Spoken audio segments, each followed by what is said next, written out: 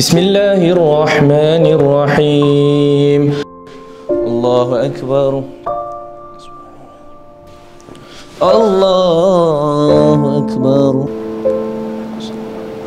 Rabbana atina fid dunya hasanah wa fil akhirati hasanah wa qina adzabannar. Amin. Abi Hanzalah nak derma. Nak derma kat mana sayang? Derma kat masjid dah. Hanzalah nak dapat pahala. Masya Allah sayang.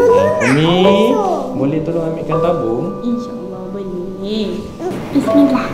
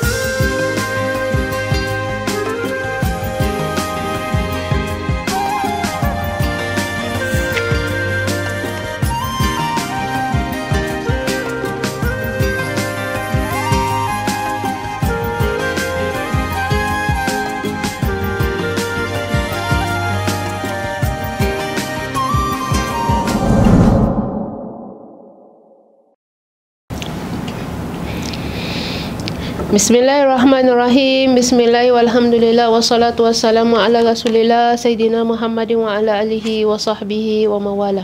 Rabbi syrah li sadri wa yassir li amri wahlul 'uqdatam min lisani yafqahu qawli. Allahumma aftah alaina hikmataka wanshur alaina min khazaini birahmatika ya arhamar rahimin.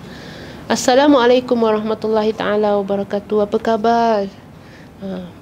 Saudara-saudariku sama Islam, apa khabar? Sentiasa menyokong aktiviti Masjid Darul Ghufran. Alhamdulillah, terima kasih banyak-banyak atas segala sokongan pada semua aktiviti-aktiviti masjid pertubuhan-pertubuhan baik Islam, terutama Masjid Darul Ghufran. Mudah-mudahan dalam masa kita sentiasa sibuk dalam kehidupan, sentiasa dapat diberi mutiara-mutiara ilmu oleh para asatizah semua, tidak akan pernah habis. Itu adalah tanggungjawab sesama kita untuk sentiasa saling mengingat-ingatkan dengan kesabaran dan juga kebenaran, insya-Allah. Pada kali ini kita tetap masih lagi dalam bab berwuduk, masih lagi dalam bab 185.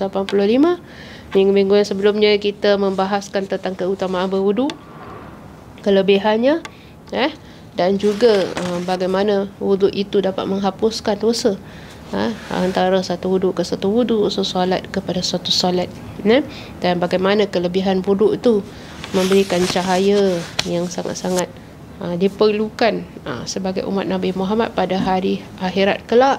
Nabi dapat tahu kita umatnya kerana kelebihan berwuduk tersebut. Begitulah umat Islam diperintahkan untuk berwuduk, membersihkan sentiasa diri mereka, sama macam dalam surah Maidah ayat 6 yang dulu pernah kita sebutkan sebelum ni, iaitu Allah berfirman dalam surah Maidah, anggota-anggota wuduk yang diperintahkan untuk mencucinya, untuk menyapunya, adalah untuk apa? Bukan Allah ma yuridullahu, auzubillahi minasyaitonir rajim, ma yuridullahu liyaj'ala 'alaikum min haraj walakin yuridu liyutahhirakum. Jadi bukan Allah nak susahkan kita, tapi Allah tidak menghendaki membuat kesusahan, kesempitan ke atasmu, tapi hendak mensucikan kamu. Liyutahhirakum, sentiasa bersih. Wala yutimma ni'matahu, bila sentiasa bersih, anggota-anggota wuduk tadi, anggota-anggota badan kita dapat berfungsi dengan baik. Sama kalau kita lihat waktu COVID ni kita disuruh sentiasa membersihkan diri. Ingat kan tuan-tuan dan puan-puan sekalian kan, kita disuruh membersihkan diri. Orang semua flashback balik. Sedangkan orang mukmin tu, orang yang solat, bukan muslim saja tapi dia mukmin, dia beribadah kepada Allah SWT, practical muslim. Jadi dia beriman pada Allah, ikut perintah. Bila nak solat saja mengambil wuduk kan, membersihkan diri. So orang Islam tu, orang mukmin, satu hari dia paling tidak berwuduk 5 kali, bersihkan diri sebanyak 5 kali. Kelebihan membersihkan diri dengan cara sebaik-baik mungkin, semungkin yang kita boleh, sesempurna mungkin yang kita boleh, dapat pahala yang sangat-sangat besar. Mana anggota wuduk kita capai, di situlah nanti diberikan perhiasan dekat anggota wuduk kita sampai. Di situlah perhiasan syurga diberikan kepada kita. Itu yang sebelumnya kita sudah bincangkan. Mudah-mudahan ingat lagi. Hari ni kita nak melihat. Saya kalau baca dalam bab ni, kita memang waktu kat kuliah dulu sampailah sekarang banyak kita pernah baca tentang kelebihan berwuduk ni. Hadis ni selalu dalam ingatan, tapi setiap kali bila kita baca, memberi kesan yang begitu besar sekali dengan kelebihan wuduk ni. Hadirin-hadirat sekalian, mari kita tengok. Dalam bab ni saya letakkan tajuk dalam bab ni. Saya tulis amazing. Amazing. Bila saya baca, saya akan tulis sikitlah note kat tepi apa hadis ni bagi diri saya. Hadis ni memberikan saya satu, saya tak dapat nak ungkapkan, saya tulis amazing. Ini 3 hadis amazing yang akan saya bawakan pada kali ini. Iaitu dalam muka surat 1054, 1054. 1054 pula, 154. Yang minggu lalu pun tersalah page. 154. Bukan betul lah 1054. Apalah ni hari, kenapa pula bingung pula hari ni. Betul 1054, 1054, betul lah. Okay. Bab ni pula silap tak apa. Jadi siapa yang ada buku boleh lihat hadis muka surat 1054. Hadis dia adalah banyak nombor pula hadis ni. Hadisnya adalah 1027. Kalau dalam bab ni, dalam bab wuduk, dia adalah hadis yang ke-7. Jangan silap Ustazah jangan silap. Lain sekali, muka surat 1054, hadis yang ke-1027. Dalam bab wuduk ni, dia adalah hadis yang ke-7. Jadi kita tengok daripada Abu Hurairah radhiyallahu anhu, anna Rasulullah sallallahu alaihi wasallam qala, ala adullukum ala ma yamhullahu bihil khataya wa yarfa'u bihid darajat. Qalu bala ya Rasulullah. Qala isbagul wudu'i 'alal makarih wa kasratul khuta ilal masajid wa intizarus salati ba'da shalah fadzalikumur ribat. Rawah Muslim.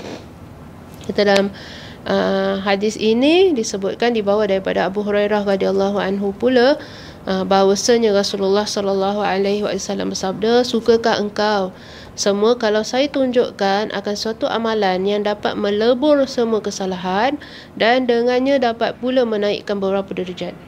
Pasal saya tulis amazing. Semua orang kalau boleh nak naik derajat, nak hapuskan segala kesalahan, kan? Sebabkan itu Nabi bilang, Nabi offer. Offer. Suka tak engkau kalau Nabi tunjukkan satu amalan yang meleburkan segala kesalahan dan dengannya menaikkan derajat. Jadi kalau memang dosa tu, kalau kita banyak, derajat kita makin turun lah, kan? Makin berat dengan dosa. Tapi kalau kita dihapuskan segala dosa, dia derajat makin tinggi. Para sahabat menjawab, baiklah ya Rasulullah. Beliau sallallahu alaihi wasallam lalu bersabda, iaitu menyempurnakan wuduk sekalipun menemui beberapa hal yang tidak disenangi. Isbarul wudu' alal makarih, yang tak disenangi, iaitu seperti terlampau dingin dan sebagainya.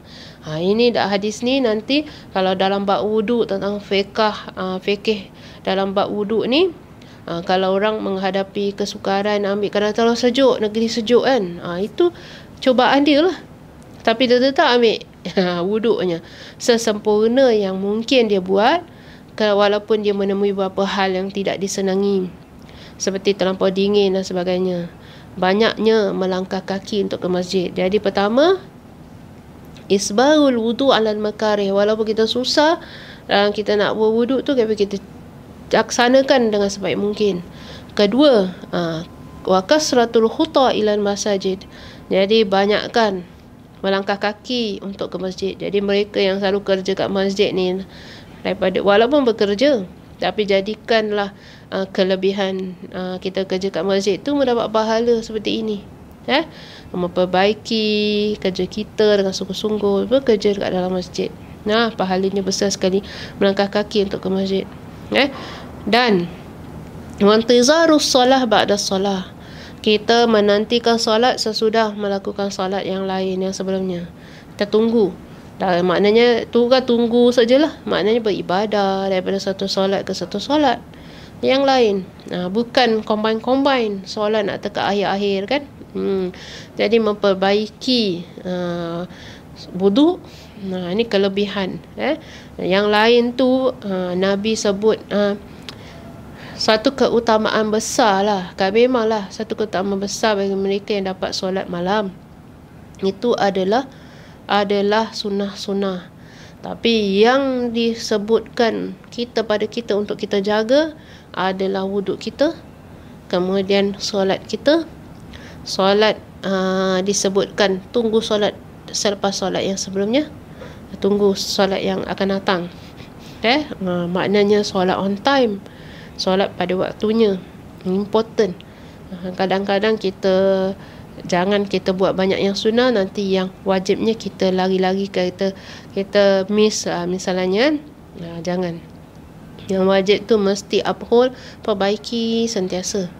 Wantizar solah ila solat ba'da solah fadzalikumur ribat. Kata Nabi, itulah yang disebut ribat. Itulah yang disebut ribat. Berkali-kali Nabi sebut fadzalikumur ribat, fadzalikumur ribat, iaitu perjuangan menahan nafsu untuk memperbanyak ketaatan pada Tuhan.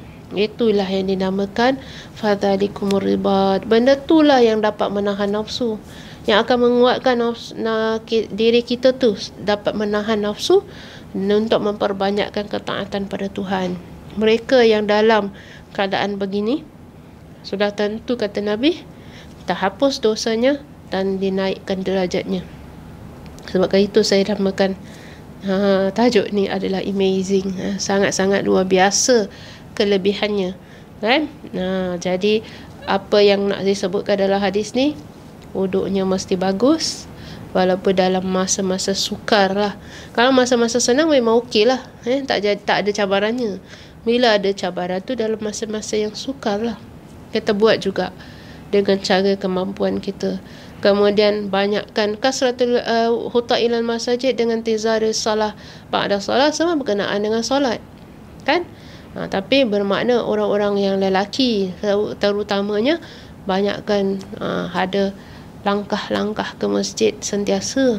Itu yang akan menguatkan nafsu kita sebenarnya. Nak menguatkan nafsu kita, menahan nafsu daripada melakukan benda-benda yang tidak dibenarkan. Dia dapat mengawal hawa nafsu kita dengan kita memperbanyakkan ketaatan pada Tuhan. Nafsu tu memang wild, liar.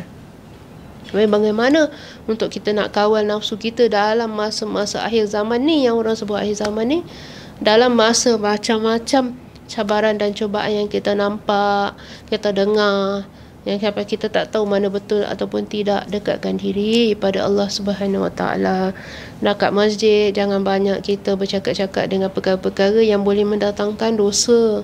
Itu kekurangan kita lah. Kita datang masjid, kemudian jumpa orang-orang yang sentiasa mengingatkan kita kepada Allah, sentiasa mengingatkan kita tentang kesabaran dalam masa-masa kita susah ni. Ini makarih, masa kita tidak menyenangkan kita dalam masa ni. Kita tetap melaksanakan mana saja yang kita boleh. Ada masa kelebihan kan, kita kalau tak boleh solat Jumaat kerana bilangan yang tidak mengizinkan, ambil dalam masa-masa yang lain. khuta ilal masajid, bukan hanya Jumaat saja. Nampak? Kita tak boleh satu ni kita jangan tinggalkan yang lain. Dan tiasa tengok, ada masa tak peluang, sekejap dapat pergi masjid.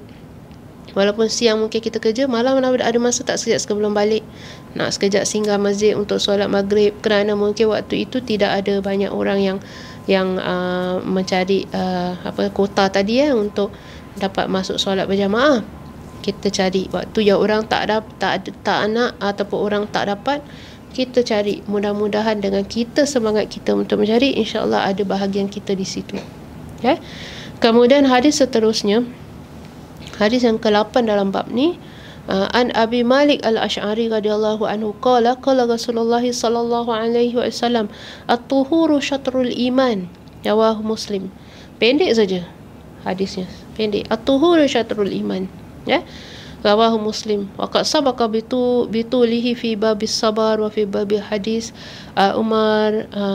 Amru bin Absah radhiyallahu anhu as-sabiq fi akhir babil raja, wa huwa hadis azim mustamilun ala jumalin min al-khairat.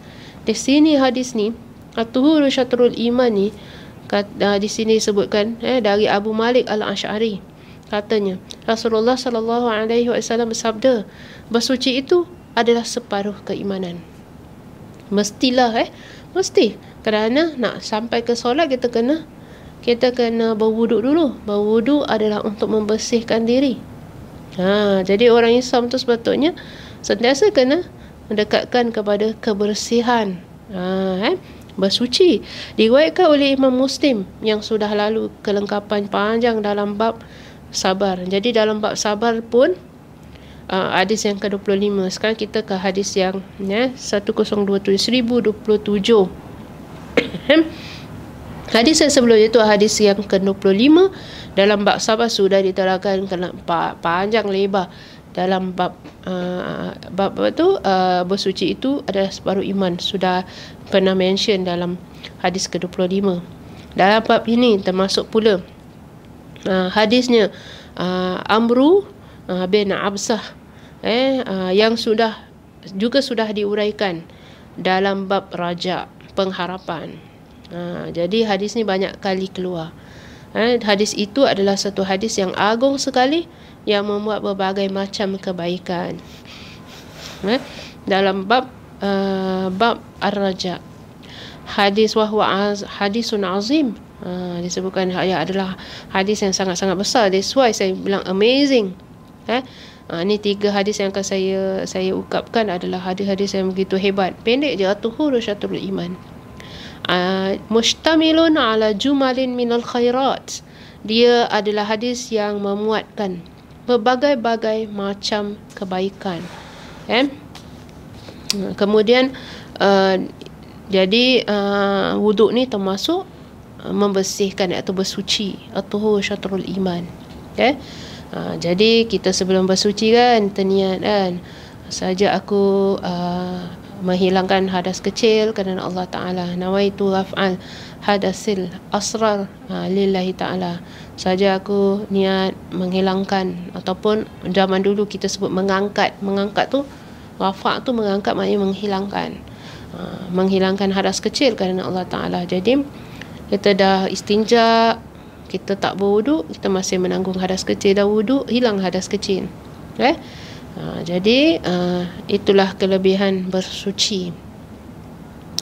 Jadi hadis seterusnya daripada Amru wa an Umar Al-Khattab, Umar Al-Khattab radhiyallahu anhu, anin Nabi sallallahu alaihi wasallam qala, ma minkum min ahadin yatawaddau fayublighu aw fayusbiru al-wudu'a thumma qala ashhadu an la ilaha illallah wahdahu la syarika lah wa ashhadu anna Muhammadan abduhu wa rasuluh, sampai akhir.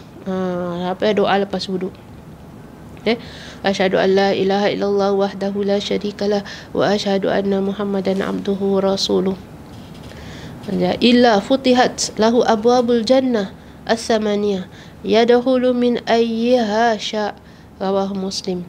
Wa zada Tirmizi, Allahumma ja'alni minat tawabin wa ja'alni minal mutatahhirin wa ja'alni min ibadikas salihin. Itu doa lepas wuduk. Dia kita keluar daripada toilet kita tu, kita keluar, kita baca doa selepas wuduk ni. Sebaik-baiknya kita cari ialah yang menghadapi kiblat, hadap kiblat lagi baik kan. Jadi di sini sebutkan apa kelebihan baca doa lepas wuduk ni.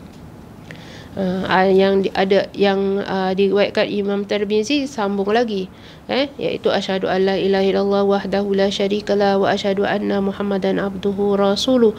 Allahumma ja'alni minat tawabin wa ja'alni minal mutatahhirin wa ja'alni min ibadikas salihin.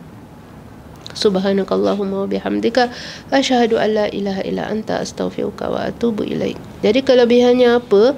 Orang baca doa lepas wuduk ni, illa futihat lahu abwabal jannah thamaniyah. Abwabul jannatis thamaniyah. Jadi apa kelebihannya? Melainkan dibukakanlah untuknya pintu syurga yang 8 buah banyaknya.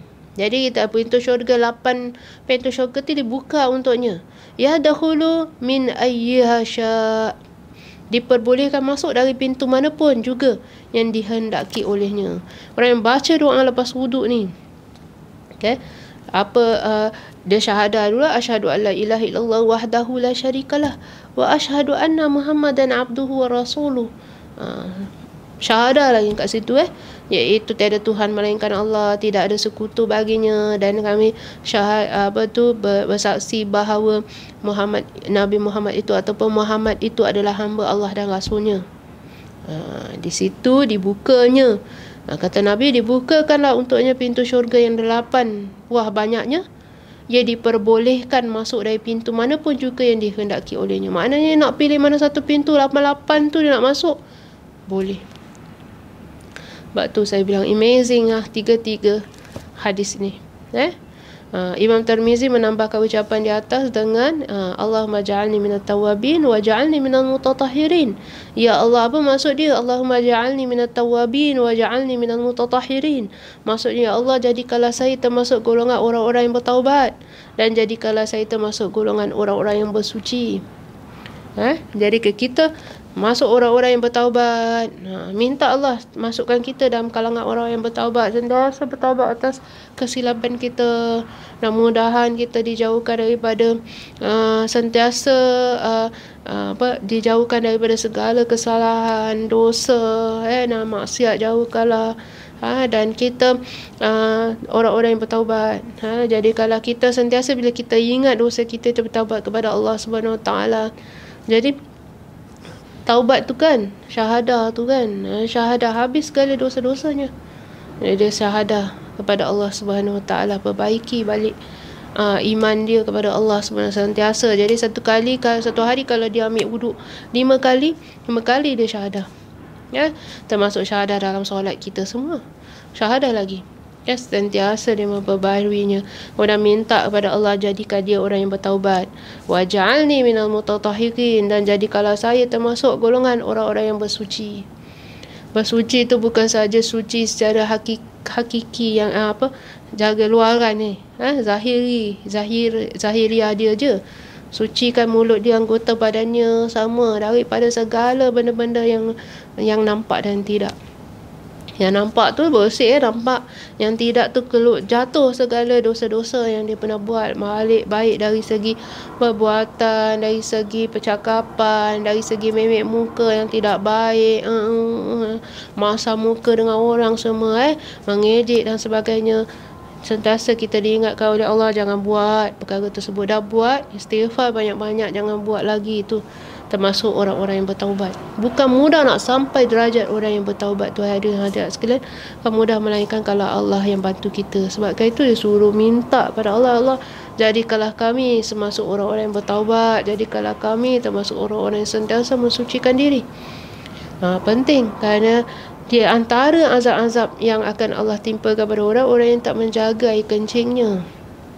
Itu Nabi doa kepada sahabat yang mungkinlah sahabat tersebut mengalami kekurangan dalam hidup dia, air kencingnya tak dapat dikawal. Nabi minta kepada Allah ampunkan dosanya apabila dia dimasukkan dekat dalam liang kubur. Nabi doakan untuknya, janganlah sahabatku ni diazab disebabkan kekurangan yang ada padanya, iaitu air kencing yang tak dapat dijaga. Oleh itu kita sama-sama sentiasa mempertingkatkan diri, mempertingkatkan ibadah. Jadi bila habis saja ambil wudu, ingat untuk membaca doa lepas wudu. Ingatkan pada anak-anak kita semua, ingatkan pasangan kita, jangan lupa baca. Macam itu jangan lupa saling mengingatkan, jangan saling menjatuhkan. Jangan cakap dah tua-tua pun lagi tak ingat.